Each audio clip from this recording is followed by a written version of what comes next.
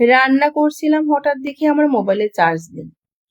এখন চার্জ না দিলে বাকি ভিডিও কমপ্লিট করতে পারবো না। ওদিকে হাজবেন্ডকে কল দিয়েছিলাম, সেও অফিসে খুবই ব্যস্ত।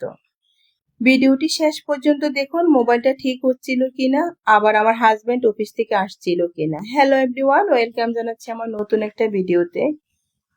আমি রান্না করছিলাম, রান্নাটা প্রায় শেষের দিকে, তখনই দেখি আমার মোবাইলে চার্জ মাত্র 10%। ভেবেছি রান্নাটা বন্ধ রেখে একটু চার্জ দিয়ে নিব, কিন্তু না, দেখছি মোবাইলে চার্জই হচ্ছিল না। এখন আমি খুব বিপদে পড়ে গেলাম, এমন হবে আমি কখনোই ভাবিনি। হাজবেন্ডকে যেহেতু আমি জানিয়েছি, ও বলল যে আমি একটু ব্যস্ত আছি, দেখি আমি চেষ্টা করব। কিন্তু আমিও তখন রেডি হয়ে গেলাম। মোবাইলটা কিনেছি মাত্র কয়েক মাস আগে, এমন হবে বুঝতে পারিনি। বক্স বাসায় ছিল, এটার ভিতরে ওয়ারেন্টি কার্ডও ছিল। আপনাদের যদি এরকম মোবাইল কিনে থাকেন, কখনোই বক্স এবং ওয়ারেন্টি কার্ড ফেলে দিবেন না। তা না হলে কখনো কোনো বিপদ আসলে এটা সমস্যা সমাধান করা কষ্ট হয়ে যাবে। আমি রেডি হয়ে চলে গিয়েছি। যখন আমি যাচ্ছিলাম তখন মোবাইলের চার্জ কিন্তু এখন চলে আসছে মাত্র 2%। তাহলে বুঝতেই পারছেন মোবাইলটা কিন্তু কিছুক্ষণের মধ্যে বন্ধ হয়ে যাবে। খুবই ভয় আমি গেলাম, কিন্তু ওখানে যেয়ে আমার মনটা অনেক বড় হয়ে গেল আমার হাজবেন্ডকে দেখে। ও যে ব্যস্ততার মাঝে এভাবে চলে আসবে আমি ভাবতেও পারিনি। আসলে যদি হাজবেন্ড দায়িত্বশীল না হয়, তখন একটা ওয়াইফের বিভিন্ন সমস্যার সমাধান করার জন্য অনেক কষ্ট হয়ে যায়। একটা মেয়ের জন্য যদি একটা দায়িত্বশীল হাজবেন্ড হয়, তাহলে সে কোনো সমস্যা সে কিন্তু এমনিতে মোকাবিলা করতে পারে, তার মনের ভিতরে তখন কিন্তু সাহস চলে আসে। আমি সার্ভিস সেন্টারে মোবাইলটা জমা দিয়েছি। বাকি ভিডিওটা কিন্তু করেছি আমার হাজবেন্ডের মোবাইল দিয়ে।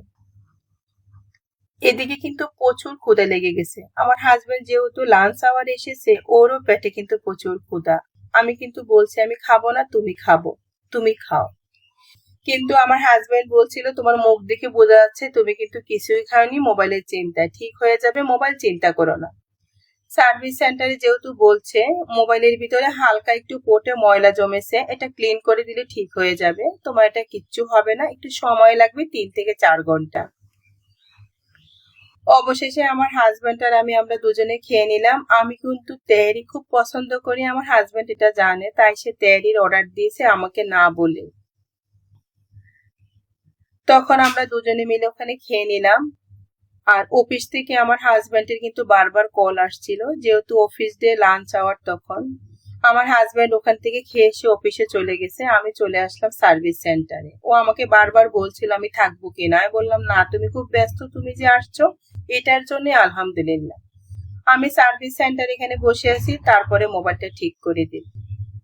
আলহামদুলিল্লাহ। আমার ভিডিওটি দেখার জন্য অনেক ধন্যবাদ। যারা আমার ইউটিউব চ্যানেল থেকে দেখছেন আমাকে সাবস্ক্রাইব করে দিবেন। ফেসবুক পেজ এবং টিকটক আইডি থেকে যারা দেখছেন ফলো দিয়ে আমার সাথেই থাকবেন।